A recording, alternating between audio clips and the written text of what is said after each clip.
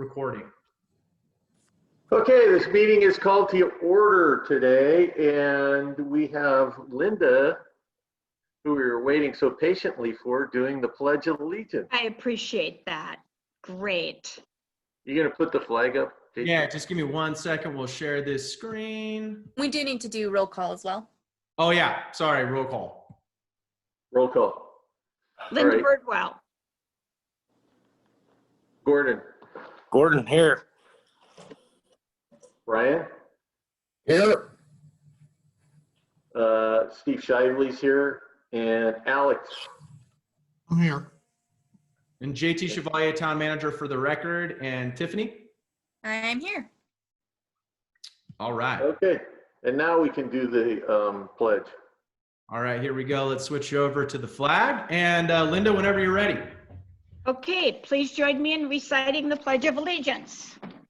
I pledge allegiance to the flag of the United States of America and to the republic for which it stands, one nation, under God, with liberty and justice for all.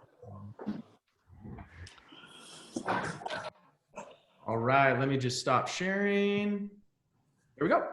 Very cool. Okay, is there any public comment, JT?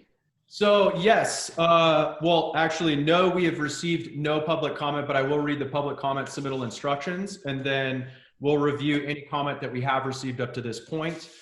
So consistent with Governor Sisolak's emergency directives, the Genoa Town Advisory Board will conduct the January 6, 2021 Genoa Town Advisory Meeting as a digital meeting using Zoom. There will be no physical location for this meeting. Members of the public may attend the meeting by following the link and instructions below. Please note that you will be required to download the program before the meeting or utilize the call-in numbers. Members of the public will be able to view the meeting but will not be able to speak or comment during the meeting. There will be one period of public comment at the beginning of the meeting for the board to review public comments received. Instructions for submitting public comment follow. And now we'll move on to the public comment submittal instructions. The town of Genoa will provide multiple options for members of the public to provide public comment for review by the board at the upcoming January 6, 2021 Genoa Town Advisory Board meeting. The town will prioritize the receipt of public comment in the following manner. 1, voicemail public comment. 2, email public comment. 3, mail public comment. Email public comment. Members of the public can email jchevalier@douglasnv.us to provide public comment. Public comment must be submitted no later than 9 a.m. on Wednesday, January 6, 2021 to be included in the public record and minutes. Public comment must contain the item on the agenda that you are referring to or note that it is for general public comment. Please include, quote, January GTAB public comment, end quote, in the subject line of the email to ensure that public comment is acknowledged and included on the public record and minutes. Mail public comment. Members of the public can submit public comment by mailing comments to Town of Genoa, P.O. Box 14, Genoa, Nevada 89411. Public comment must contain the item on the agenda that you are referring to or note it is for general public comment. Public comment is received by the Town of Genoa no later than 9 a.m. on Wednesday, January 6, 2021 to be included. Phone public comment.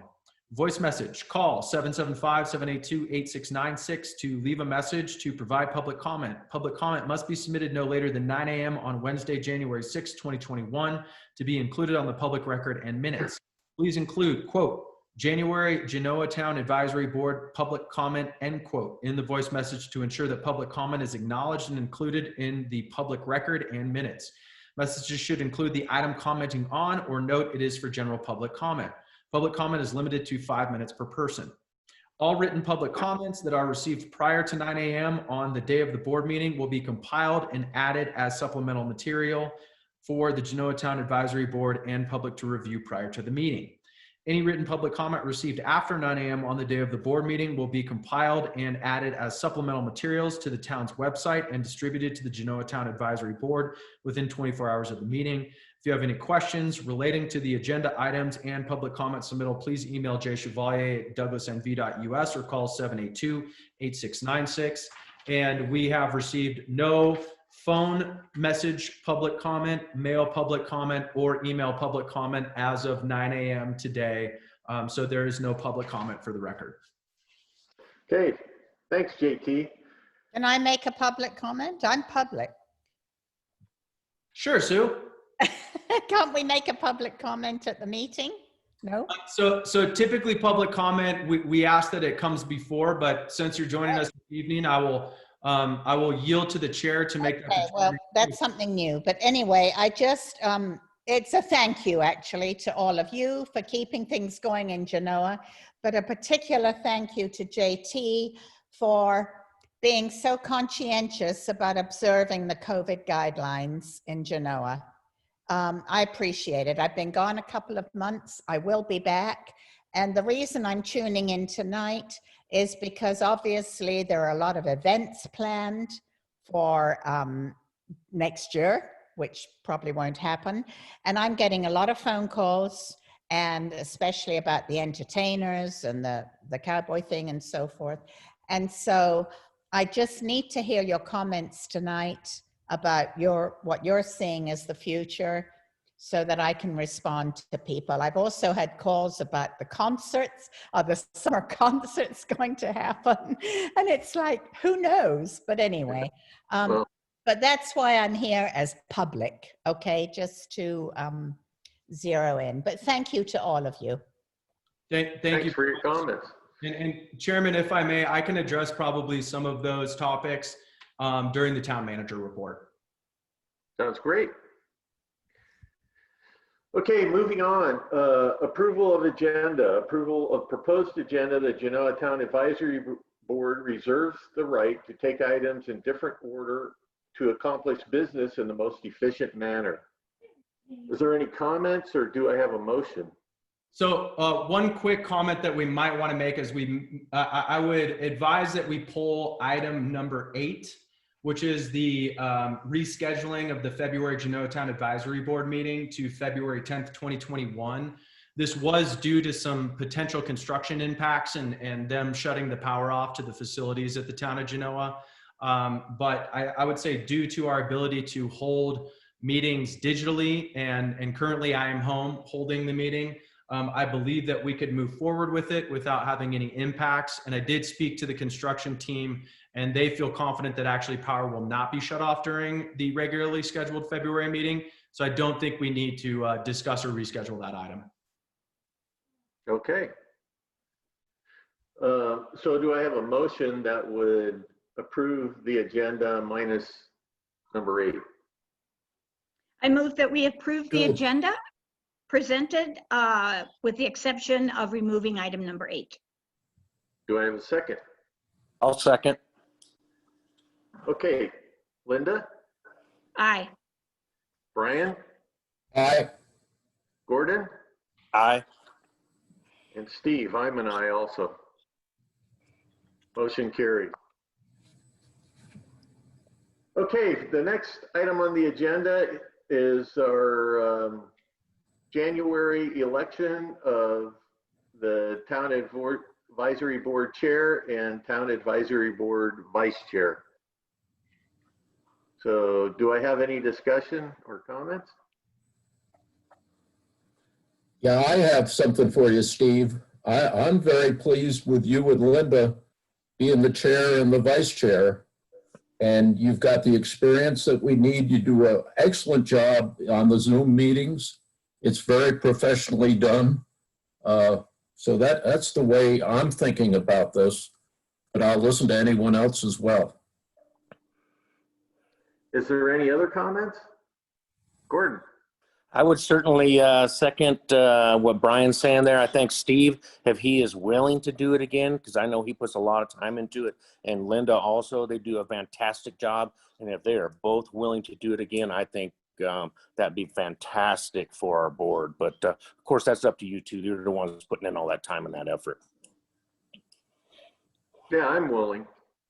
I'm willing. Thanks for your comments, Brian and Gordon. No, they were Yeah. very much appreciated. That's nice. Okay, Yeah. I need a motion. I'll make a motion that we nominate for. Go You ahead. want it, Brian? Go ahead, Brian. I'll make a motion for Steve to be the advisory board chair and Linda to again be the advisory board vice chair. I would second that motion. Tiffany, do you need two separate votes or can we do this in one? It may be best just procedurally to have the vote for the chair and then a separate vote for the vice chair. Okay. Okay, all those I'll in favor? revise the motion, Steve. Okay, I make a motion for the election of the town chair to be Steve.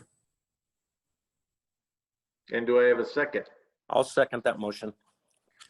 Okay, Linda, Aye. Brian, Aye. Gordon, Aye. and Steve is an aye. Motion carries. And now do I have a motion for the vice chair? I'll make a motion for the Genoa Town Advisory Board Vice Chair that I would like to nominate Linda Birdwell. I'll second that nomination. Okay. Linda, Aye. Brian, Aye. Gordon, Aye. and Steve is an aye. Motion carries. Okay, moving on to the next agenda item, the approval of the minutes, draft minutes of the regular meeting of December 2nd, 2020. Is there any comments? Do I have a motion? I move that we accept the minutes as presented of the December 2nd Genoa Town Advisory Board meeting. Make that December 2nd, 2020. 2020. 2020, yes, that's right. Yay. Do I have a second? I'll I'll second. second that. Okay, we have a motion and a second. Linda, Aye. Brian, Aye. Gordon, Aye. and Steve is an aye. Okay, consent calendar. Items appearing on the consent calendar are items that may be adopted with one motion. Consent items may be pulled at the request of the town board members wishing to have the items further discussed. When items are pulled for discussion, they will automatically be placed at the beginning of the administrative agenda. The two items on the consent calendar are to approve the December 2020 financial report and claims paid, and discussion to approve the town manager time cards. Is there any discussion? Do I have a motion?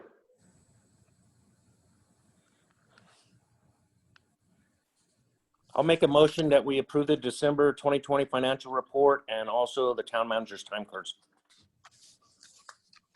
A I'll second. Oh, go ahead. Linda, I second. second that motion. Okay, Linda, Aye. Brian, Aye. Gordon, Aye. and Steve is an aye. Okay, moving on. We're all the way to item number 5.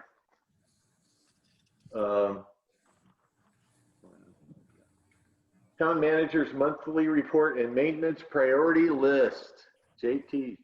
All right. So you guys have all been seeing that there's been a lot going on around the town offices in the town of Genoa, and I'll speak specifically more so to the RDA development and kind of what we've been doing over there as far as the actual process and the development of the project at that item. But what I'll do is kind of just do a recap of where we are as far as maintenance, and then also speak to Sue's comments about the event. So I would say we'll finish with the comments about the outlook to our events for 2021. And I'll go ahead and just start with some of our maintenance priorities. So the speed feedback sign or radar feedback sign, we've submitted that application. I've had an additional meeting with the Nevada Department of Transportation in which we've determined there's a few additional pieces of information that they need. So I've scheduled an additional meeting with them actually on site next week. So we're going to actually walk the location where we're going to, the proposed location of the speed feedback sign, so we can get a little bit more information about whether or not they're actually going to need specific engineering for it, or if they can utilize existing engineering with the actual post that they have in place. And what it really comes down to is a weight capacity of the post being able to hold the additional radar feedback sign as opposed to a specific 25-mile-per-hour sign. We are looking to place the radar feedback sign at the 25-mile-per-hour sign that's located I believe it's about 50 yards prior to the post office. So utilizing existing infrastructure to be able to install the sign will do a couple things. It'll limit our cost of having to actually engineer and install a new post. And it will probably lessen the time that we'll need and the cost to actually define, truly what will be required to get this sign installed. I met with John Esquaga from John Esquaga's Nugget today with Lou from Genoa Lakes Golf Course. And I just wanted to pass this along. It's very brief, but he had such kind words to give to the town of Genoa, the leadership, and he turns 96 tomorrow. So I would like to wish him an early happy birthday.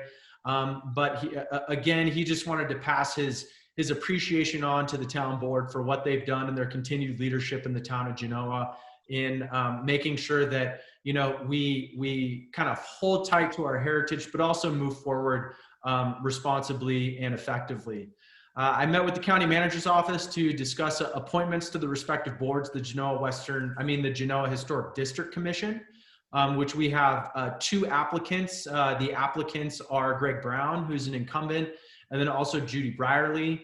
I think both would satisfy the need that they have on the board and are both, I would say highly capable of executing the job of serving on the board.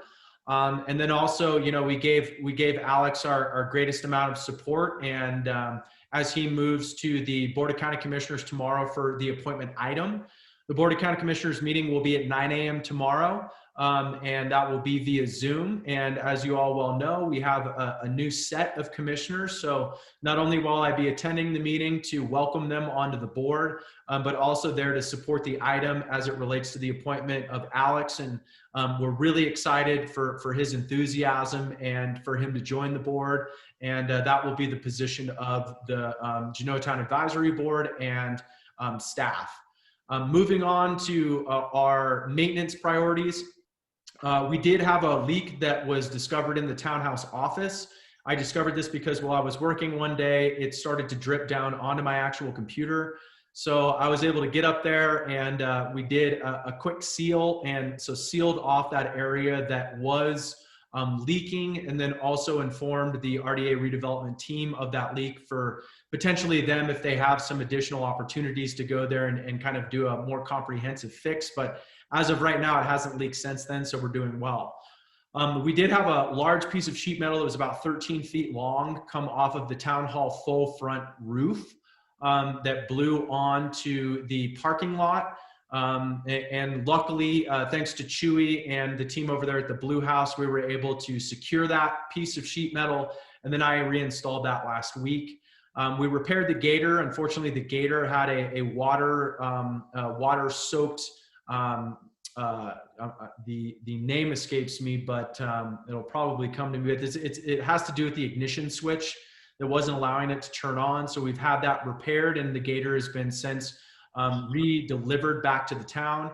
I've done 3 site tours with the painting contractors. Unfortunately, I wasn't able to get them out in enough time to get those bids back for the board meeting this evening, but we will have it at the February board meeting. We've already received 1 bid. That bid came from Steve Sclafani, who is the painting contractor that will be doing Lois's property, Daniels. And the likelihood of us moving forward with him, I would say, would be pretty positive in a sense that, one, he came in under budget, and then also he will be working on that property next door. So it will be something to consider along with the 2 other bids, but we should have all 3 bids ready and submitted to the board for review and decision on the February board meeting. I conducted 2 on-site tours with the RDA pre-construction team to determine what was needed for abatement and demo process. So we did a site walk, and they basically identified areas that had to be cleaned out completely in order for us to properly abate the facilities from the asbestos abatement, from lead paint, and then asbestos tiles. So that process is currently underway. I've met with Alex Hall, which is of Hall Construction next door, to review our construction plan and create efficiencies with the Main Street project or Daniels next door.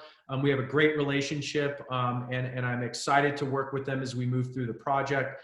Alex and Jack have brought up no red flags as it relates to our construction timeline and our need and facility access as it relates to their project. So I think we're working really well together, and a kind of a way of continuing efficiencies is our superintendent on our project for the RDA redevelopment actually used to work with Jack and Alex. So there's a great deal of understanding and connection between the two. So I think that will continue to, provide the best results for us moving forward. I've removed all town property from the southeast corner of the fire bay. The southeast corner is where all the fridges are located, where the majority of our event assets are located. So all of the fridges and freezers have been moved to a safe area, and the majority of them, I believe 8 in total, have been moved into the town hall, so that as we move forward with the project and as far as food safety, those don't have any exposure to the abatement. All vehicles have been removed. I am storing for a short amount of time. The town truck will be parked at my house when not in use, so as a way to store it, but also make sure that we're staying out of the way for the abatement and demolition and construction process. And then all trash has been thrown. Well, not all of the trash has been thrown away, but the majority of the trash in the southeast corner has been thrown away. I've ordered a 15-yard dumpster that is on site right now, and we're moving through kind of each room by room and getting rid of the trash. Anything that has historical value is being saved. Anything that looks like we could potentially use it or donate it is also being saved, and we're looking into those opportunities. I've removed all town assets from the kitchen. So that means every single thing out of every single storage locker in the town kitchen has been removed. All plates, cups, silverware, candy making supplies. And what I've done is I've discarded old equipment. These are broken coffee makers, plates, cups, utensils that are no longer safe to be used. Those have been disposed of. And I've placed all other kitchen items, including everything that has to do with candy making, in the town meeting room. And kind of organized it into areas. So we have kind of our utensils area, we have our candy making area. And what I'm going to do is, prior to all of that stuff being placed back into the kitchen once we finished, is I'm gonna have Dee Dykes come through, and we're just gonna kind of do an assessment of what's still needed for candy making, maybe what can be donated from candy making, to ensure that as we move back into the facility and back into the space, we're doing so and being efficient with our usage of space, and not just taking a bunch of stuff out that's not needed and putting a bunch of stuff back in that's not needed. I prepped all areas for demolition and abatement. So that's the removal of all items in the fire bay and the kitchen, as well as all items attached to the wall separating the fire bay and the kitchen, because that wall will actually be removed. And I've cleared the entryway and the exit for abatement and the plumbing team. And we've demoed the kitchen, the wooden kitchen island that's located in the town kitchen to provide kind of really a jump start on the demo process. We've also disposed of any trash and outdated town event assets in the dumpster. There's a bunch of old construction road A-frame signs that are really dilapidated or falling apart. We no longer use them. I reached out to a few of our local partners. There's no need for them in the community. I've also reached out to some of the local nonprofits that take these donations. None of them want them. So we're just going to go ahead and dispose of them. Any debris that we've identified as being thrown away. The door between the alleyway and the town hall and the town offices, there was a white wooden door that separated those two buildings. Due to fire ingress and egress, that door was required to be removed, and it actually had blown down due to the last storm. So just as a ease of ensuring the demolition process moves smoothly and access is easy for all of the teams to move in and out, I've demoed that door, got it out of there. That's now in the dumpster. And any outdated event assets, it's not a ton of event assets, but there's a few signs, a few pieces of not necessarily equipment, but really just cups and utensils and stuff that we're never going to use again. That has been disposed of. Anything that has any potential for being, of value, we've saved, and that can be looked through at a later date. And let me look through everything else to make sure that I think Oh, we do have the scheduled removal of the Christmas lights next week. We do have actually one more piece of sheet metal that will need to be restored on the top of the town hall, but unfortunately, due to the safety issues involved, it's not safe actually for someone to try to do that from the town hall roof. We actually need someone with a bucket truck. So I did coordinate when they come out to remove the Christmas lights, the town of Minden, they're also going to reinstall that sheet metal on the top of the town hall with their bucket truck.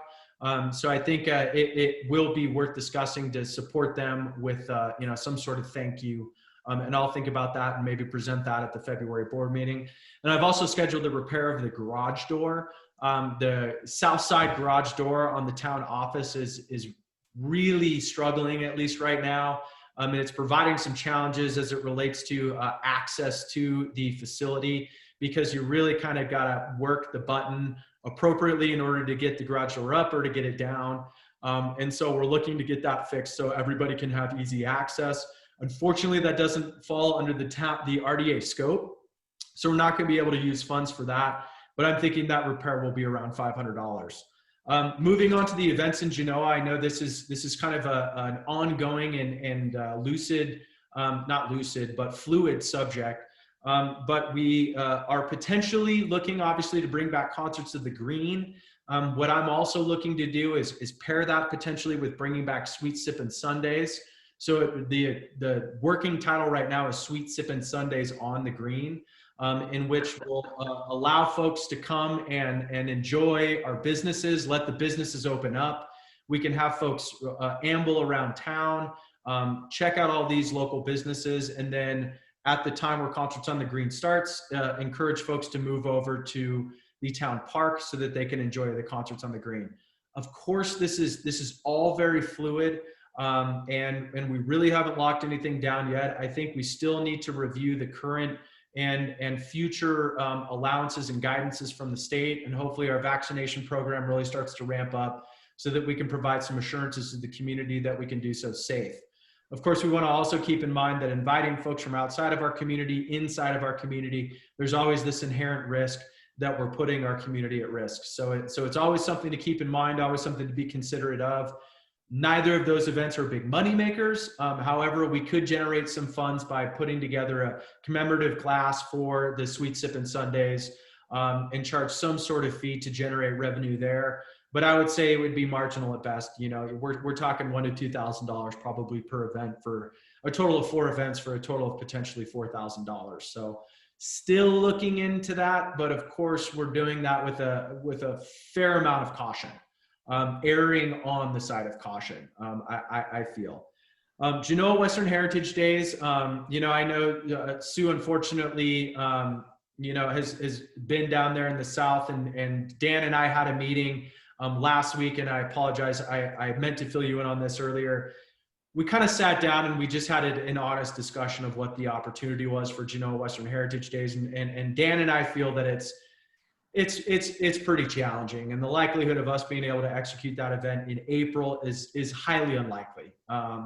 Considering the fact that we would have to see widespread vaccination through that point in time, with a significant reduction in community infection. And right now, the way that the trends are looking, it's looking like that's going to be a very, very, very steep hill to climb, especially since we're so far behind. I think 16 million behind currently where we should be with national vaccination. So what Dan has challenged me to do is look into June and July and do a competitive analysis of the weekends that exist in June and July and see what other events are scheduled, what other opportunities exist. And that'll kind of give us our final opportunity of really understanding that the likelihood of Genoa Western Heritage Days is probably a little too far of an unlikely event for us to really be honestly and cautiously and confidently able to produce the event. And so I will say we're looking into options with the caveat of the likelihood is highly unlikely. And so, Sue, I apologize that I didn't circle back with you on that information. But I do feel that it's prudent for us to, again, prioritize public health, at least at this point in time, unless we can see really the numbers and the numbers of the infection go down, the numbers of the vaccinations go up, and we have a relative comfort in our ability to host events. So I will say right now that one that I'm really fingers crossed with is Candy Dance. It is one that, you know, continually should be the guiding North Star that, you know, if we don't do any events in Genoa for 2021, that will be our one that we'll try to be, you know, as optimistic as possible. But that's kind of the layout of where we're at with events. We're going to take it week by week, like Carson City Health and Human Services is, like Douglas County is. And we're going to review the information week by week, and we're going to make determinations based on what's best for public health. But of course, prioritizing the fact that we have vulnerable populations that, you know, me as the town manager, I've already experienced it, and it is not something that I would ever want anybody else in our town to get. And if we can limit that at any point in time, we should prioritize that over anything else. And that is the theme. And kind of the buy-in of all other towns and the county as well. So I think we're all in step. I think we're synced in our efforts to keep the community safe. And so that's the good news. The bad news is, you know, we're just going to have to be flexible, and we can't give any concrete decisions or forecasts over, you know, even what next month looks like. And with that, I think that it is my town manager report, and I'll turn it back over to the chairman and answer any questions from the board or the public. Does anybody have any questions for JT? I do, Steve. This is Linda. Yeah, JT, I certainly appreciate how important flexibility is. I think, though, as the town advisory board and for answering questions that we get from our, you know, residents and those who are interested in the event, which I'm sure Sue's been getting, I guess I would like it if you, JT, could, you know, take a look at the two big events, you know, potential events, Western Heritage and Candy Dance, and back into a date by which we would have to make a go, no-go decision. And if we could publish that date, I think that would help us answering some of those questions, so that, you know, so are we going to have Candy Dance? Well, right now we don't know. Things are very fluid, vaccines, blah, blah, blah. But our drop dead date for a go, no go is July 15th, because that's when we have to order ingredients for making candy. You know, I guess just some well-informed decision around what that date might be. Does that sound unreasonable to anybody? No, that sounds reasonable. Actually, it's a good suggestion. Yeah, I think that's a very proactive approach, and I think that that's going to relieve a lot of the questions that I get, that you get as a board. So I think that's a great idea, and thank you for suggesting that, Linda. So I think that Tiffany and I can probably get together and really kind of define what that go no go date would be, and then we could. I think it would probably be prudent for us to put it as an agenda item at the February board meeting, or at least an item for discussion and Great maybe idea. action. Yes. Yeah. But that way it's on the public record. Folks know that that's when the decision will be made. And then you guys won't get pestered at the post office. I won't get phone calls of folks asking, and we can publish that, you know, even in the record courier. I know. Yes, we will. Right. I just think, you know, and it doesn't mean that, you know, we make that decision earlier. You know, it'd be nice if it could be a yes decision, but who knows, something incredible, remarkable could happen, which makes us say there's no way.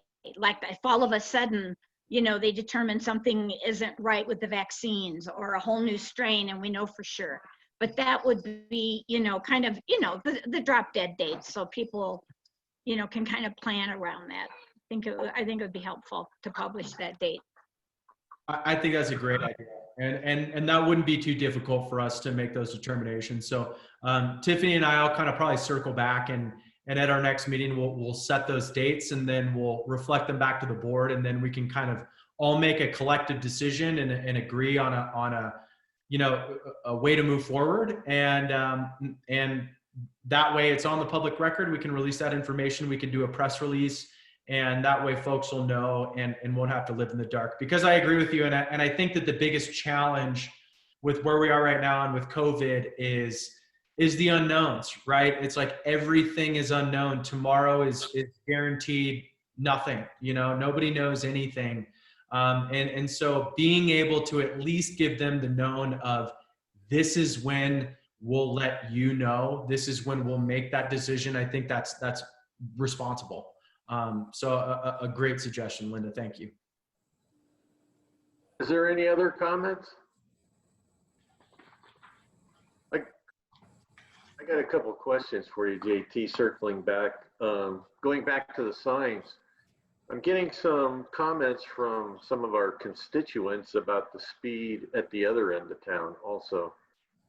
And so is there any light at the end of that tunnel about a speed sign for this end of town? So there was some additional discussion with the county as it relates to the installation of speed feedback signs up at the lake. And the county was talking about taking a more regional approach, specifically to Marla Bay. And so I reached out to Doug Ritchie and the county management office saying, hey, well, we would like to be a part of that comprehensive plan because this roadway is managed by the county. And their regional approach was more up at the lake and not regionally down here in the valley. And so my goal would be is to approach, well, first I would say to get a letter from the town requesting the installation of radar feedback signs to our public works director, who I think we might have a good in with him to be able to see if we can get some attention to it. I will say in my last discussions with public works is the budget really doesn't exist for them right now with the radar feedback signs. But I do think that right now, if we approach them prior to the budgeting of 2021, 2022, which, we're going to start putting numbers together in the next month or so to start getting that budget together for review and approval. If we can get in there with a match that has already been allocated through FOG, that there's the likelihood that if we come with dollars on the table that we might be able to make it happen. And so I think it might be, again, in our best interest to, for me to put together a letter of request to the Public Works signed by the board. And then that way we can pledge our match. We can, because the FOG has, or Friends of Genoa has pledged that funds for us, pledged those funds for us. And we can make a formal request and request it for 2021, 2022, ask them to budget for it and see what the response is. But I will say in my last approach, it was a challenge without any other funding. The county was not willing to pick up the funding solely. So I think coming to the table with more funds, coming to the table as a formal request, and coming to the table before budget's actually allocated, we might be able to make it work. So I'm happy to take that on and see what we can accomplish. Awesome. That'd be awesome. Hey, one other question. You mentioned the Historic Commission and the two folks. What's the Historic Commission makeup going to be? So the Historic Commission makeup, I would have to look specifically to what the roster is right now. I know Greg Brown, Bob Santani, Karen is no longer serving on the commission. She stepped off. Yes. So in her place, the two folks that have applied are Judy Brierly and Greg Brown, so the incumbent. So it would be Bob Santani, Greg Brown, Judy Brierly, and then the two others, for some reason. Marion Vassar, is she still on the committee? Marion Okay. Vassar, of course. Okay. And then I forget her name. But I might have to email you that offline because it's not coming to me. So it was in our review of what we did that someone from the board needed to be on that commission too, I thought. So we've made the request to the county management office to see, as far as the makeup of the Genoa Historic District Commission, and to really have a deep dive into their makeup. And as of right now, they're moving forward with the normal appointment process, but they have given me at least some sort of committal that there will be a deeper discussion and potentially a revision to that structure. Okay. So it's unfortunately it's up to the county, and that's a little bit slower of a process than we would have liked. I would say at the town level. Copy that. Okay, any other comments or questions? Do I have a motion? I'll make a motion that we accept the town manager's report for the month of January. Okay, do I have a second? I'll second it. Okay, Linda, Aye. Brian, Aye. Gordon, Aye. and Steve is an aye. Motion carries. Okay, next item. For possible update on redevelopment agency 1 project and timelines.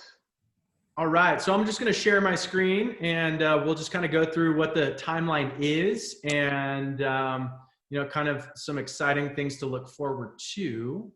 And why can I not share that screen right now? Let's see if I can bring this up and start it again. It's never that easy on Zoom. Bear with me. Okay, here we go. All right, so moving on to the RDA development. So now we're going to be doing, and this is kind of first to start off with the meeting schedule. Both Chairman Steve Shively and member Brian Crow have actually served on the RDA team as we kind of moved into the pre-construction and identification phase of our contractors and our architects. And once we've kind of moved into the project, we will be holding standing meetings every week starting on Thursday at 10 a.m. And they've invited both board members to attend those, as interested. Of course, it's not a requirement, but we encourage you guys maybe once a month or every other meeting or every meeting that you would like to attend. Because what we do at these meetings is we kind of do this is the actual meeting agenda. So we go through safety, we go through logistics, we go through the schedule, we go through any submittals, and those are the subcontractor submittals. We go through any RFIs in which we're going to need more, subs to request that information. And we review any old business, and we talk about new business. And so I would encourage both Chairman Shively and Member Crow, if you do have any interest in joining us, we'd love to have you on Thursday as we do this walkthrough so that you can see the facilities. Of course, I would like to extend that offer to any member of the board that would like to attend. We'll just have to be, aware that we do have a 2 board member limit so that we don't create a quorum. So this is what the agendas look like on a weekly basis. And then this is where we're looking at as far as timeline. So I'm going to kind of scan through this because this isn't really, we've already done the majority of this information, but this is where we're at now. So as we can see, this is truly kind of what we're doing right now. So abatement and abatement activities in installing ADA striping, signage, and parking access. So that is being conducted on site right now. So we have gone through the abatement process of the southeast corner, the northeast corner of the fire bay. And that is specific to the popcorn ceiling. So we should get the air test back tomorrow, in which that can be cleared out and abated and no longer a risk to public safety. And then we move into the kitchen. In the kitchen, we have asbestos tiles and some lead paint, I believe, that will need to be abated. In the town hall, we're moving through abatement of the town hall bathrooms.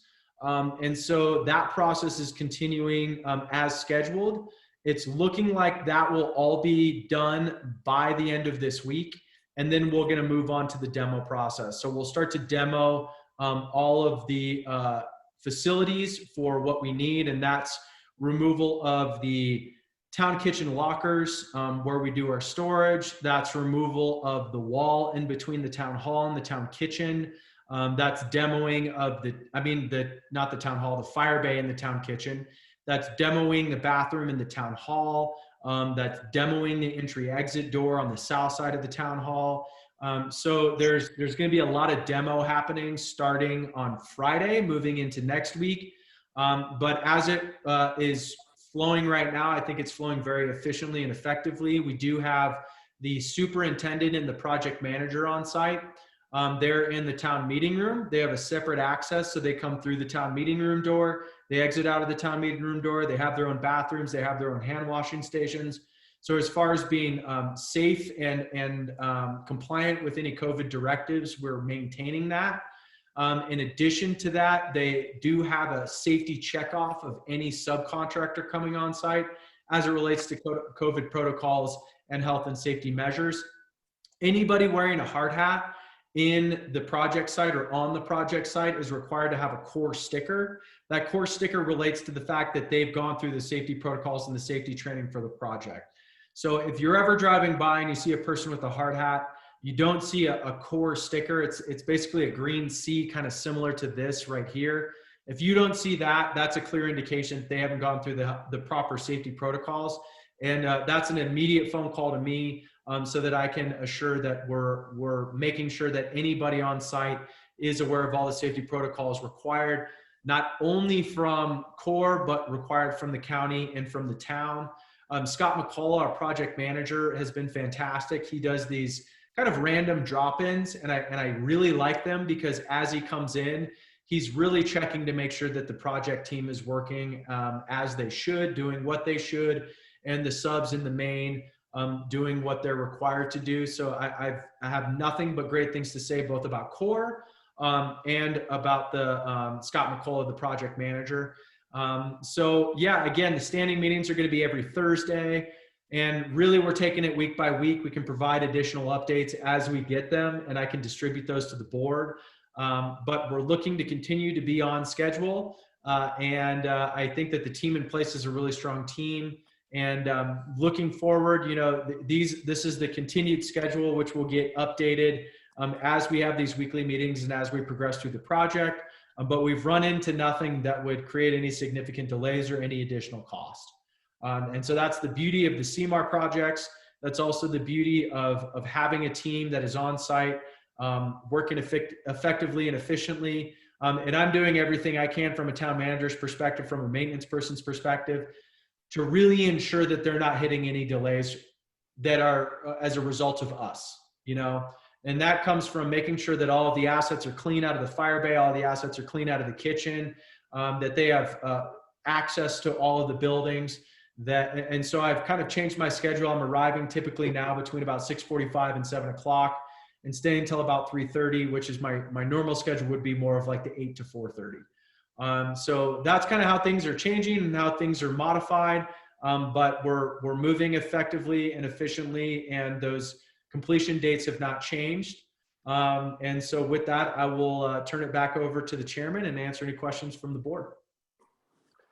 Is there any questions or comments for JT? I have one, Steve. This is Linda Birdwell. Linda? JT, I just wanted to say, I know, you know, this is definitely above and beyond what we expected when you came on as town manager. And I just want to say how important your role is. I know we've got a project manager, you know, from the county, but it's this short interval management that really is affecting, you know, the completion of the tasks. And like you say, making sure that the town is not delaying anything. That is so important. And I think it's great the way that you are staying on top of that, because that can really bring a project like this to its knees. So I really appreciate the way that you're following task by task. So I just wanted to say that. And it's, you know, I got to say it's a great team. It's a very talented team. And I will also tip my hat to Scott McCullough from the county's perspective. Is he really includes me in every step of the way. You know, it's not this county project and the town is just there to sit back and be an observational role.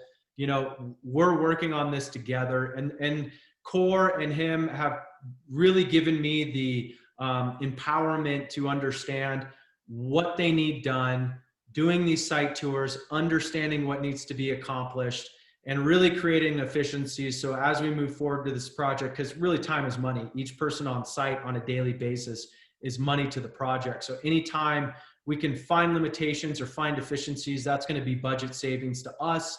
It's going to be budget savings on the project, and it's going to benefit us as a whole. And for me, it's been really cathartic because I've been able to go in every single deep, dark corner of that office in that town hall and understand how this stuff works and understand where stuff is and throw stuff away.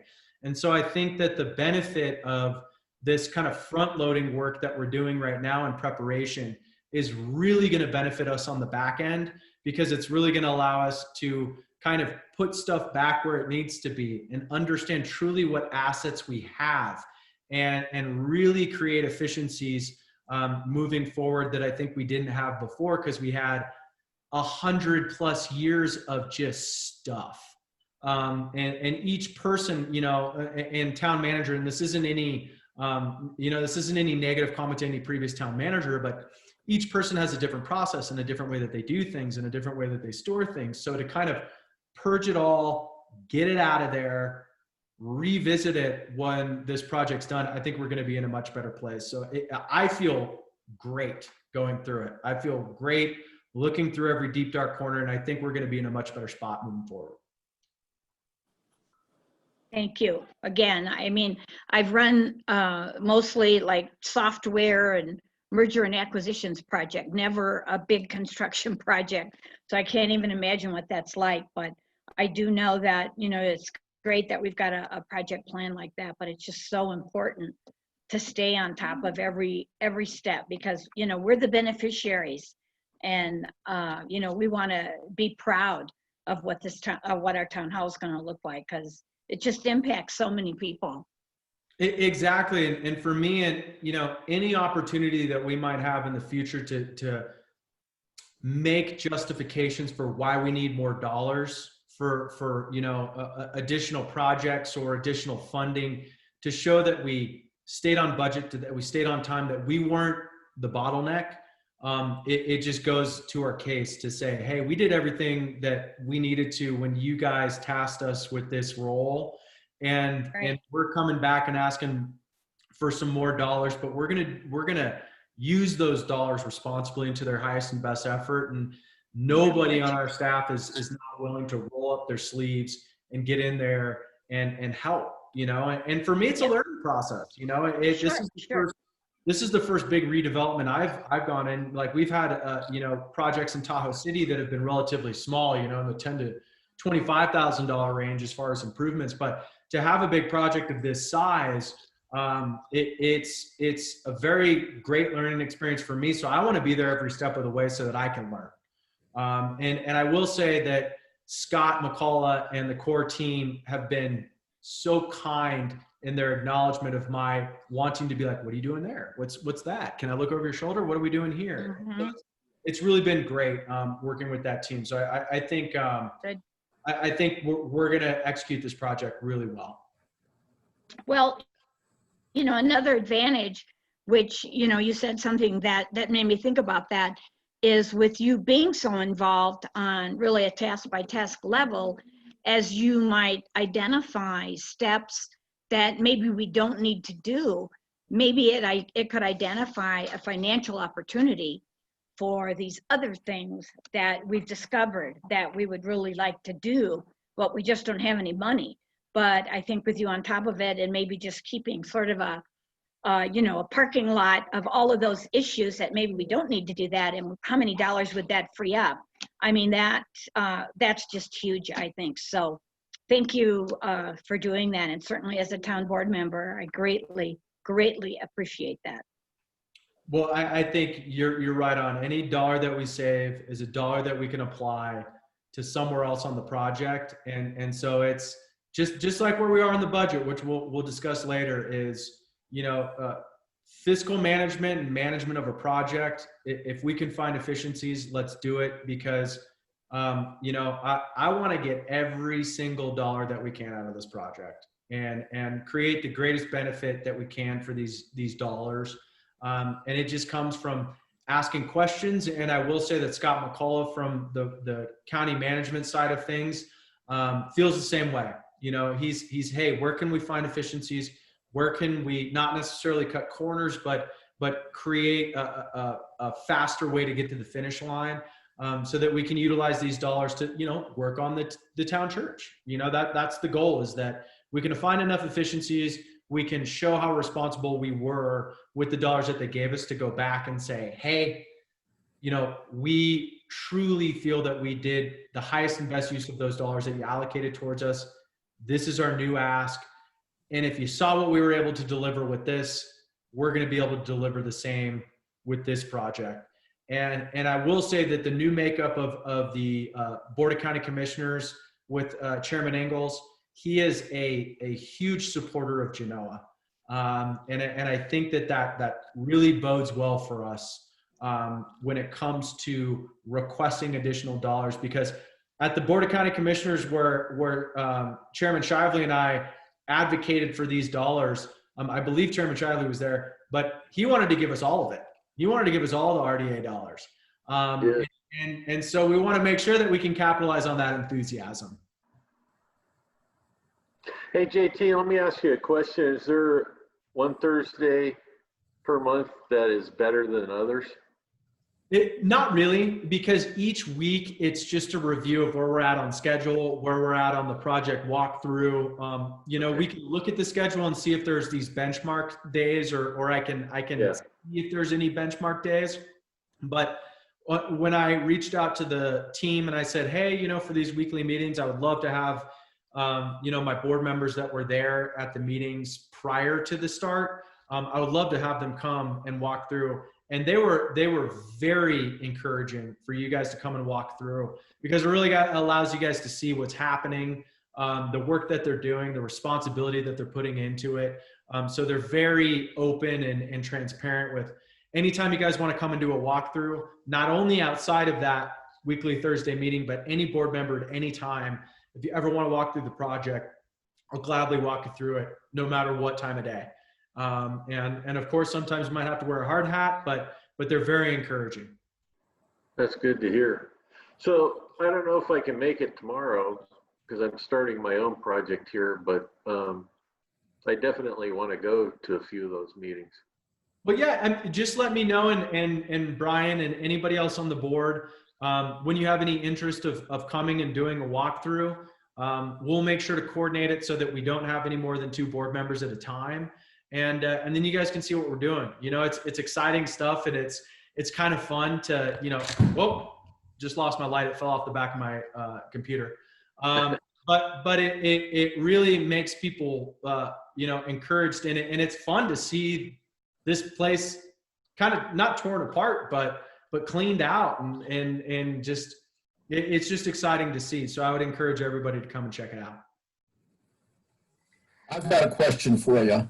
I'm going to try to make as many of these 11 o'clock or 10 o'clock on Thursday meetings as I can.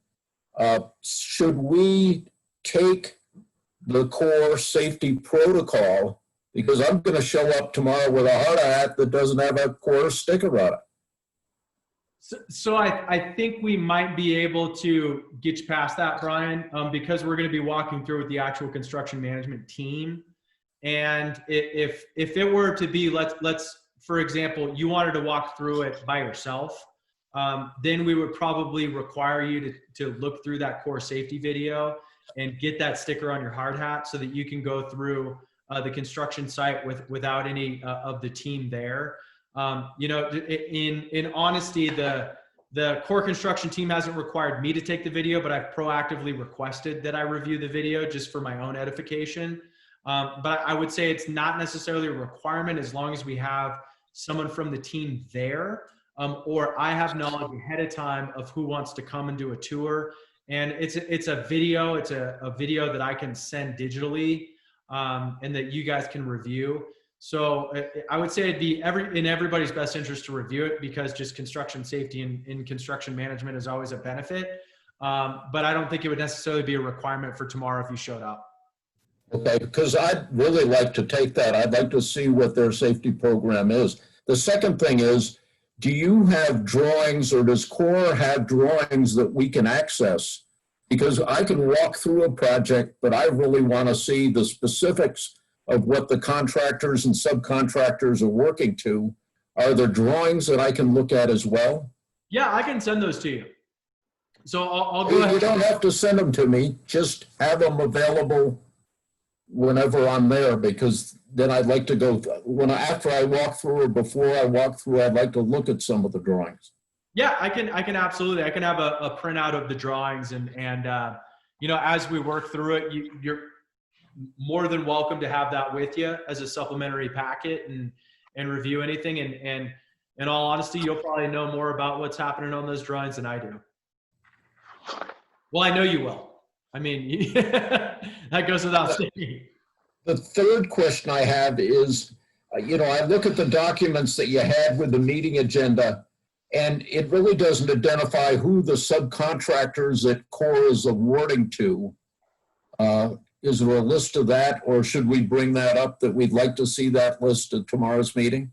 I would bring that up at tomorrow's meeting. I think it's worth having that information available. Core has a online web tool that's called Procore, which is construction management software, in which they house a lot of that information. But I don't think it's outside of the you know, reasonable ask to say, hey, I'd like to see the list of subs.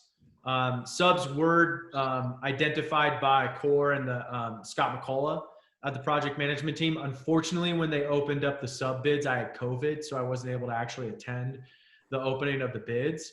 But I think it would be good information to have. So I would say let's ask them at the meeting tomorrow. I've done a lot of work in Nevada, and I know a lot of the contractors, so it would be very interesting to me to know who they've got on board. And in conclusion, I agree with Linda, and that Scott and you are doing a great job in moving this thing forward. And all I want to do is just kind of observe and not interfere, and just make sure that everything is going the way it should be going. And that's really all the comments that I have. Yeah, and I think, Brian, there's great benefit to that. So would love to have you on site. And actually tomorrow, due to the fact that I'll be at the Board of County Commissioners meeting digitally, I'll be on site, but I may not actually be able to attend that on-site meeting. So it'd be great to have you there. I'll be there. Okay, it doesn't look like you're asking for any action on this. It was just an update. Okay, moving along. Presentation, approval, and proclamation of 2021-01, recognizing January as National Radon Action Month, which is something we've approved for a bunch of the years, and I'm a supporter of. Yeah, so I'll go ahead and share my screen one more time, and I just need to read it into the record, and then we can have a vote on it. But this is just the annual Radon Awareness Month that we've held in January. Again, the town of Genoa will once again be partnering with the Radon Education Program to serve as a distribution site for the radon test kits. We'll be doing this on a basis of appointment. So folks will need to call the office in order to gain access so that I can provide those radon test kits. These test kits are available year round for the price of $11, but as a part of the education program, they will be free to Nevada residents through the months of January and February, and will be available to pick up by appointment through the town office or from one other distribution point. I will be actually receiving the radon test kits, I believe on Thursday. They're going to be coming through interoffice mail. So anybody that's called and inquired in the last week, I've directed them to come back next week, and I can provide them with the radon test kit. So I'll go ahead and just read the proclamation, and then if there's any additional questions, we can review them or we can vote to approve. So Proclamation 2021P-01, a proclamation declaring January 2021 as National Radon Action Month in Genoa, Nevada.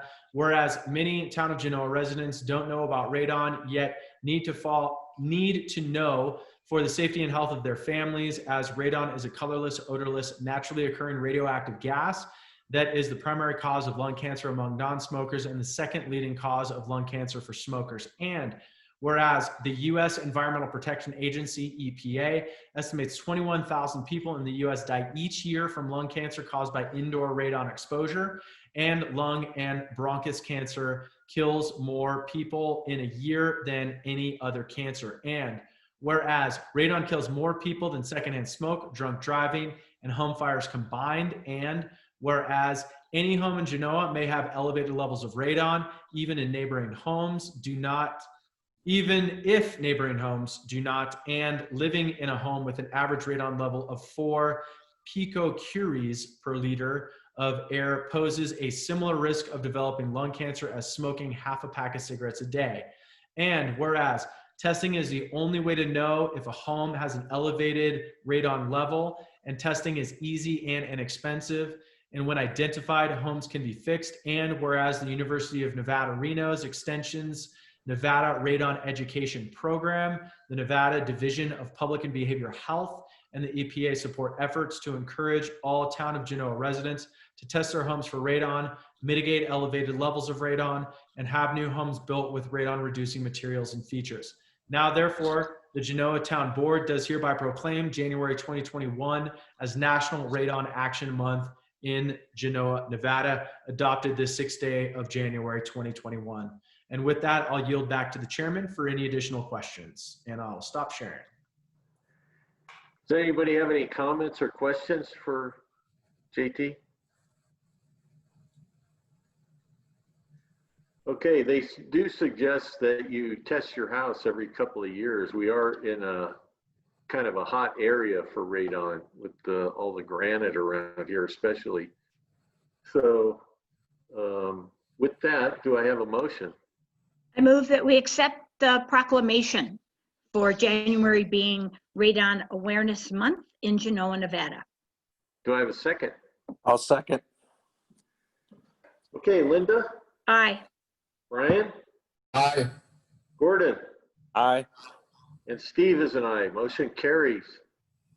And moving on to the next item. Are you going to need us to sign that proclamation or? Yeah, so what I might do is I'll have it at the town office, and then we can schedule a time that works for you guys to just go ahead and come by and sign the proclamation. And then I can probably just run it to you outside, and we can have you sign it. Okay, sounds good. So anybody on the board, if you just want to email me your availability, and then we can kind of schedule a time for you to come in and sign it. Okay. Okay, next item, discussion to approve with modification or deny the rescheduling. Oh, we skipped this one. Never mind. Next item, discussion and review of the current FY 2021 budget, including FY 2021 budget transfers and augments. JT. All right, so this relates to what we do every year. So every year we get an adjusted opening fund balance, and that opening fund balance is used to allocate additional funds to our budget based on need in order to make sure that all of our line items are current and that our budget is fiscally stable and we're fiscally solvent. So with that, I'm just going to go ahead and share a screen, and we'll kind of break down, you know, what truly we're looking at. But I would say the long story short, before I go into this, is we're in a good fiscal position. So moving into this, this is our budget performance report. And there's 3 main categories that I want us to review. The first category is here. This is our year-to-date transactions. So this is what you typically would see in our normal financials that we produce on a monthly basis. So you have our year-to-date transactions. This line item here, or column, not line item, is our year-to-date transactions with our opening fund balance and our adjusted opening fund balance, which is $230,000. So you can see that on the year-to-date transactions, it doesn't put anything in there, so it's recognized as 0. But with our adjusted opening fund balance, our year-to-date transactions, we have $230,000 in there. So this column right here is our year-to-date transactions with the adjusted opening fund balance and also with the augments that are going to be needed in order for us to balance our accounts. So This is kind of where we're at without opening fund balance. This is where we are with opening fund balance. This is where we are with opening fund balance and augments. So as we can see through our revenues really aren't going to change as far as our ad valorem current, our gaming and NRS, our state consolidated tax, our rec fees, candy dance, and everything below it, merchandise sales, miscellaneous reimbursements, investments, rent and lease income. So we're not seeing any modifications or changes there. All we're truly seeing is this additional opening fund balance of $230 in our revenues. Moving down, you can see our revenue total without opening fund balance is $97,449. And keep in mind that these numbers were taken on December 15th, 2020. So we've seen a bit of a change in the updated financials that were put in the board packet, but not drastically. So you know, probably about a $2,000 to $3,000 variant. With our adjusted opening fund balance, we're looking at a revenue total of $327,449.50. Big difference. So now I would like we're just going to kind of skip ahead of this portion and we're going to go to the final revenues and expenses total. So we can see that $97,449.50. These are our current expenses as of 12/15. We're $122,000 and some change for a total deficit of $24,667.19. With our adjusted opening fund balance, we're looking at a total revenue total of $327,449.50, with a total expense total, looking into the additional expenses, of $160,768.69. Now you're going to say there's a $40,000 difference between this number and this number. That is because I inputted our contingency expense item and our ending fund balance expense item. So these are required by NRS law that we put these in and that we allocate these funds. So with these numbers, which is a more accurate view of where we are currently, would be that we have revenues totaling $327,000. We have expenses totaling $160,000 for an overall budget surplus of $166,680, or $166,680 left in our budget for 2021. Now we look to this third column, and this third column is where we need to look back at the expenses. So I'm going to look back up at the expenses, and we can do a line by line, and this line by line will also coordinate with our augment request. So if we're looking at line by line, each one of these highlighted portions is an area that we are currently over budget. So supplies and services, we're over budget because we did not have a line item for it by $350. Insurance and liability, we're over budget by $426 because of the increase in the premium. Maintenance, buildings and grounds, we're still under budget, but if we're looking to paint the facilities, we need to put that in our budget to be able to account for it. Maintenance and roads, we're at $21,000, utilizing 85% of our budget, with $3,800 left over, and a need, I would say, for some additional budget there. $1,800, this is the wagon lease rental. So we just need to make sure that we account for that. Maintenance on parks and landscapes, we're at 99% of our budget, with $48.31 left over. So we're going to want to put more money into that line item. Internet expense, we're at 80% of our budget. We have $493 left over. We're going to want to pad that budget a little more to ensure that we're fiscally solvent throughout the remainder of the year. Miscellaneous expenses, we put $10 in there. We did not budget for that item, so we're basically $10 over budget. So I would suggest adding some funds in there to ensure that we at least have a cushion in order if any additional miscellaneous expenses arise. Our contingency, which we're required to by NRS, inputting that in there is just accounting for the inevitable. Our ending fund balance, putting in that number is just accounting for the inevitable. So it's really just giving us a real clear picture of what these costs, both in contingency and ending fund balance, are going to look like. So we're not surprised with, $39,000 of additional expense at the end of the budget cycle. So again, we're looking at, here is our current position. Here is our position with the recommendations for augments. So I'm going to go back up again, and we're just going to revisit this one more time. So I am requesting an additional $1,000 to be placed in supplies and services to continue to pad and provide cushion in that budget so that we don't go over budget. An additional $1,000 allocated to insurance and liability, because likely moving forward to just have a $7,000 line item, I think is safe, especially with the fact that insurance rates are going up. I'm putting an additional $25,000 in maintenance and buildings and grounds. The reason I'm putting it in there is 15,000 of that is going to be allocated towards painting of the town hall and the town office. So that's making sure that we have that money in there so that we're not catching the finance department off guard, and then placing an additional $10,000 in there for a contingency or for a safety cushion for maintenance and buildings and grounds.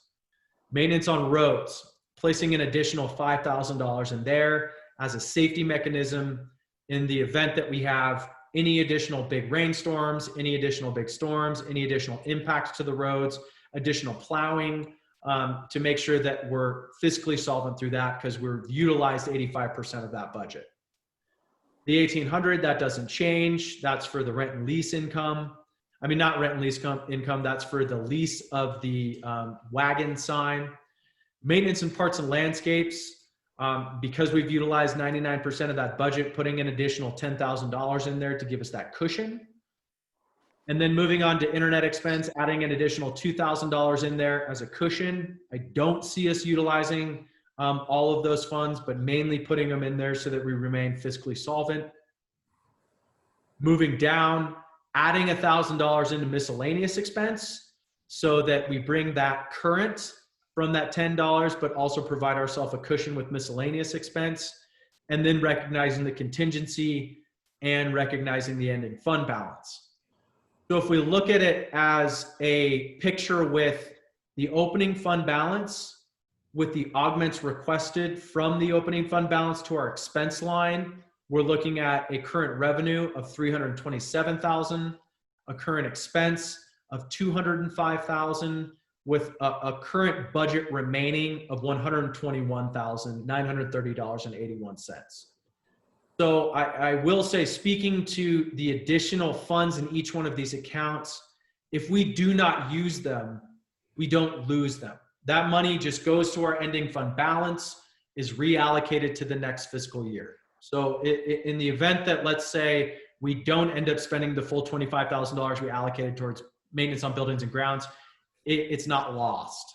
It's just, we subtract what we used out of it, it falls to ending fund balance, goes back to our beginning fund balance of the next fiscal year. So the real kind of theme that I'm trying to deliver, or I guess to put a cap on the end of this, is we're still in a good fiscal position. We're actually very good as far as our fiscal position, because our biggest costs that we're going to incur for the remainder of the year are truly going to be in the maintenance of buildings and grounds with getting the facilities painted, the maintenance on roads with the potential of having significant impacts if we have a big snow year, if it decides to turn on in February, March, and April, and our normal salaries and wages. And if you guys look at the salaries and wages, we're at 28% usage of our salaries and wages budget. So and this is keeping in mind that there is still a part-time maintenance specialist that is built into the salaries and wages budget that we did not fill. So revisiting this bottom number, this truly is the column that gives us right here our best view of what our fiscal position is if we process this augment. Now I'll move forward with the augment, and then I'm happy to answer any and all questions as it relates to this. Basically, any of our additional accounts, our 622, our ad val capital projects, and our construction reserves will just continue as planned. We're not going to tap into them. Painting the facilities is not a capital project, it's a maintenance project. So we don't pull out of that capital project fund. But we're looking at actually close to about $50,000 in ad valorem capital project funding, and then about $20+ thousand in our construction reserves. So moving down, this is our augment form that we have to submit to the county finance department that they will vote and approve on. What it does is it basically identifies each line item and identifier and amount. So you can see maintenance on buildings and grounds, 25, maintenance on roads, 5, land lease, 18, maintenance on parks and landscape, 10,000, miscellaneous expense, 1,000, internet expense, 2,000, services and supplies, 1,000, insurance and liability, 750. So truly what we're looking to do is ensure that we have enough money in each one of those accounts where we don't have to revisit this at future board meetings, but that doesn't mean we have to spend all of this. And the goal would be is that we don't. The goal is that we continue to stay, fiscally responsible and not spend these dollars, but really just reallocating that opening fund balance so that we don't find ourselves in a pickle a few months from now when we're closing out our books. So the vote would primarily be to approve this augment to our budget so that I can submit it to the finance department, but also approve the presentation on kind of where we're at in our current budget position. So I know I said a whole heck of a lot. So with that, I'll yield back to the chairman and I can answer any questions that you guys have regarding the budget. Does anybody have any questions or comments for JT? I have a question. Go ahead, Brian. This will really bring us through the end of June 2021, right? Correct. Yes, this will bring us Okay. through June 31, 2021. So my question is, if we didn't do Candy Dance in 2021, in September of 2021, what kind of position are we going to be in a year from now? So I can speak a little bit to that, and I'm going to share my screen again. So basically at the end of the fiscal year, let me back that up just a little bit. What we have outside of our budget augments for our budget is $121,930.81. Now, what that means is if we have, that goes to salaries and wages, that goes to some of our other services that we already have in our budget. So I think our burn rate is, I would say between 10 and 15,000 a month. So let's just say that we utilized all of our augment reallocations and we burned, let's just call it an additional $10,000 a month between now and June. So let's call it $60,000. We'll see this number decreased at a minimum by $60,000. So that means our beginning fund balance of next year will look closer to about $60,000 as opposed to $230,000. Because we're really just spending what we have kind of saved up. That's kind of what we're doing is we're leaning on our savings, i.e. our opening fund balance through the remainder of this year, having not had Candy Dance. Now, this also doesn't take into account that we're going to hold another This Ain't the Last Dance golf tournament in this fiscal year. So we'll probably see an additional, let's call it conservatively speaking, $10,000 to $15,000 in revenue. So that's something to keep in mind. However, going into next year, 2021, if we don't have Candy Dance, we're relying on, I would call it a $60,000 to $100,000 opening fund balance. Our revenues from rent and lease income, our revenues from This Ain't the Last Dance golf tournament held in 2021, so it'd probably end up being held fall of next year. And any additional fundraising or event opportunities that we can generate. So it'll be tough. I won't lie or mince words. It will be a very big challenge to the town for us to be able to operate at the level that we have been without any cuts into 2021 if we don't have Candy Dance.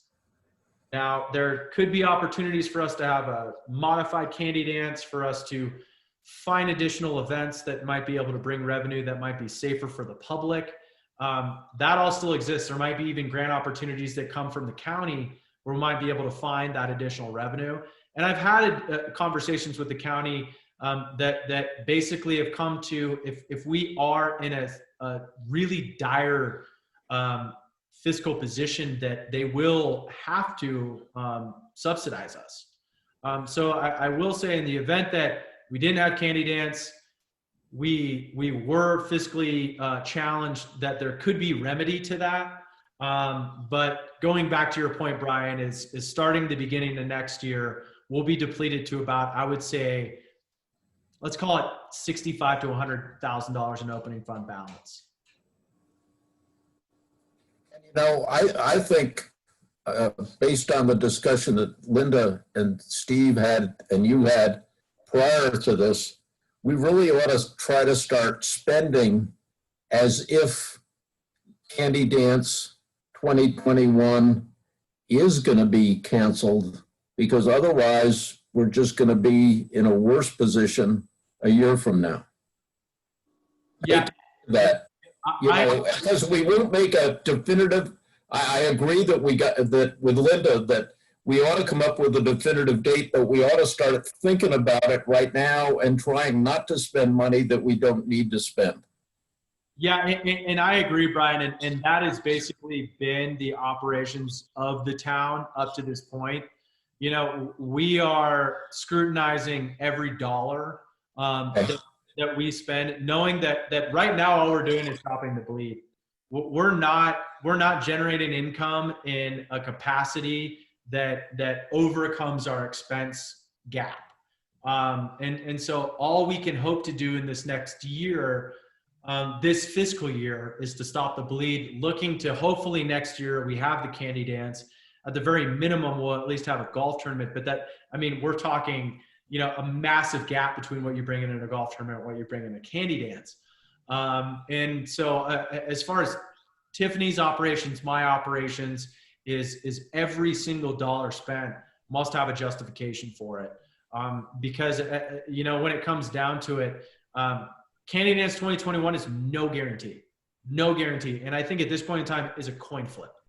And so the better we are at managing our budget now, I would say healthier we are moving into 2021, 2022, knowing that we, one, continue to provide the services that we're required to under county code and NRS, and two, be able to maintain, you know, our, you know, way of life, and to maintain staff levels, and to maintain, you know, everything that makes Genoa the place that we all want to serve and enjoy. So I would say be confident in the board, knowing that we, Tiffany and I would say, are really good at not spending money. That has been one thing that we really try to make a point at. And I've never felt in the time that I've been here that we're being fiscally irresponsible. Thank you, Dicky. Linda, did you have a comment? Second. Yeah, I had a question, Steve, but it parallels what Brian and JT just talked about. So no further questions. Okay. Thank you. Are there any other comments? Okay, do I have a motion? I move that we approve the augment to our 2020-2021 budget. In a second? I'll second it. Okay, Linda, Aye. Ryan, Aye. Gordon, Aye. and Steve is an aye. Motion carries. Okay. Next item, item number 10. Discussion to approve the 3-year contract with QuickSpace for services at the annual Genoa Candy Dance 2021 through 2023. Yeah, and of course not putting the cart before the horse, since we just discussed the challenges that we face in Candy Dance 2021. The goal and the genesis behind this 3-year contract is really to lock in pricing with QuickSpace for 2021, 2022, and 2023 for the production of Candy Dance with all of the assets and support they provide, and that's really who provides our I'm trying to think of the appropriate way to say it, but our portable toilets, hand washing stations, and every trash cans and things along those lines. So this contract has a force majeure clause. So in the event that Candy Dance doesn't happen, we're not locked into any of this.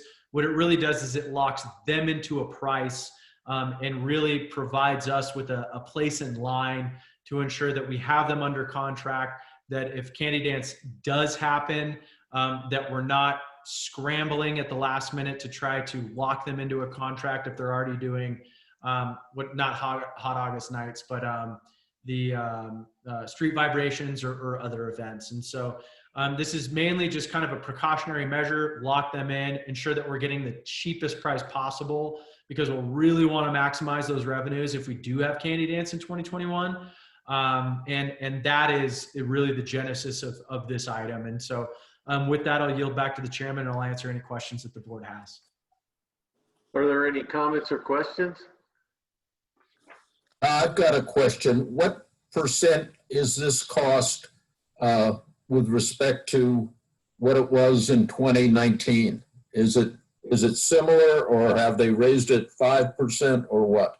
Brian, I would to give you a clear answer, I would have to look back at the 2019 invoice, which I don't have in front of me, but I do believe it's a 3 to 5% increase in cost.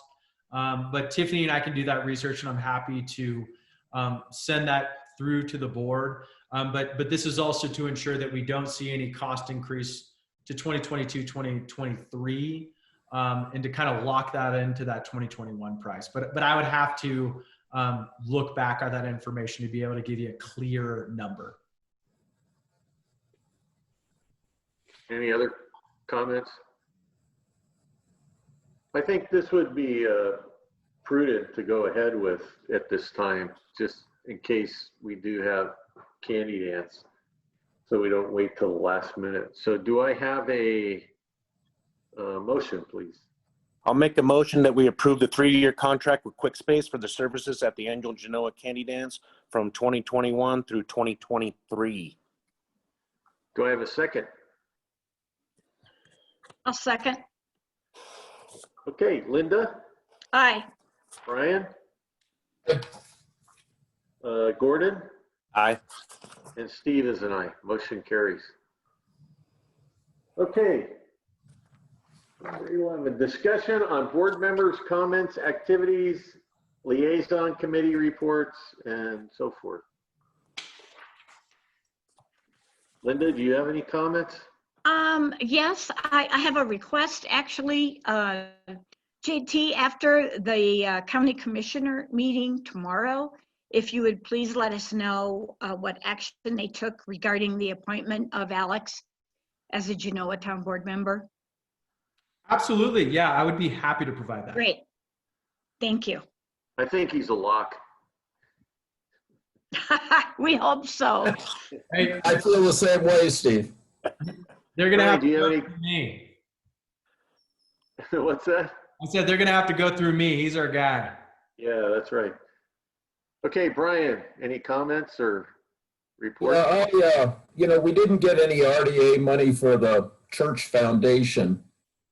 And, I don't think we need to make that an agenda item for February, but I think Steve or JT ought to be talking to people about that and seeing if we got a good option to move ahead with that in any way, shape, or form.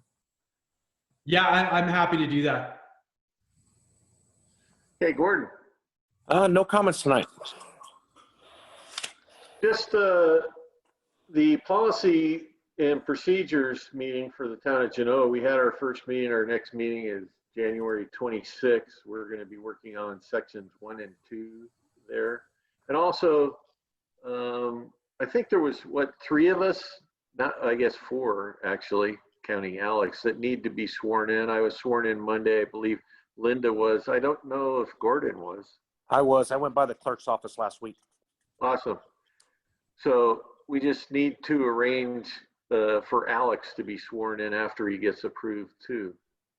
Yeah, so what I'll do is I'll reach out to the DA's office and I'll just in the clerk's office and just check when, because they're going to be doing a few other appointments. I know they did a round of appointments at the BOCC meeting on Monday, and we'll have a couple additional appointments. And I do believe that there's a Mindentown board member that will need to be appointed. So they might do another batch appointment, a batch swearing in, like we did at this last one, probably smaller. But I'll check with Amy Bergen, who's the new county clerk, and also check with Doug Ricci at the DA's office. And then Alex and I have been in discussion. I sent Alex the presentation for open meeting law and ethics training, and I'm going to get the sign out for him. There is, if you would like to do a refresher of it, that's going to be on the YouTube channel of the Douglas County, Nevada official YouTube channel. Their January 4th meeting actually has an open meeting law and ethics training in it. I believe it starts at minute 26 and goes to minute 2 hour and 26. Quite a few comments from the Board of County Commissioners after each presentation. So I'll fast forward through that for the majority of it. But if you needed a refresher, I kind of always like to look back at it and just make sure that I'm staying up to date. But that is available, and I'll make sure that we figure out a way to get Alex sworn in. Okay. And you said January 4th. Did you mean the 24th? Well, the January 4th meeting is where they actually conducted the open meeting law training. Doug Ricci. Okay, so it's Yeah, so it's online and it's in video format. And so I think all Alex is going to need to do is sign an acknowledgement form that he's reviewed it and that he is done, he's checked that box. And I had to do that when I joined the advisory board to manage wildlife. So I'll just kind of, look back at that and figure out what Alex needs to do, but we'll make sure he's sworn in and ready to rock and vote by February. awesome. I had a very pleasant surprise. I went to the Tahoe Douglas County offices to get sworn in on Monday, and Emmy Dombrowski, if you remember her, is our our postmistress, and she's working part-time for Douglas County. So that was really nice. Yeah. It's good to see her. Oh, that's awesome. Yeah. That's great. I got sworn in by Todd Young, the re-elected judge. He always does a great job. Okay, do I have a motion? If there's no Steve, I've got some additional questions. Okay. Do we have to fill out the financial disclosure statement annually? I'm looking at Dina Dawson's email of December 3rd that got forwarded to us all. It came from Linda, I think, initially. Yes, you do have to fill that out as of January 15th. Okay. Brian. My second question is, do we have to do the ethics training again? They recommend, I don't necessarily think it's an absolute requirement, but they do recommend that each advisory board member takes the ethics and open meeting law training every year. Every year, okay. Thank you. Any other comments or questions? Okay, do I have a motion? I move we adjourn the town meeting as of 7:14 PM. I will second that, Linda. Okay, Linda, Aye. Brian, Aye. Gordon, Aye. and Steve is an aye. Okay, looking forward to you next month, Alex, voting and stuff. I'll be here. Awesome. Great. Thanks for joining, Sue. It's great to see you, and have a good night, everybody. Nice. Yes. You too. Night. Night.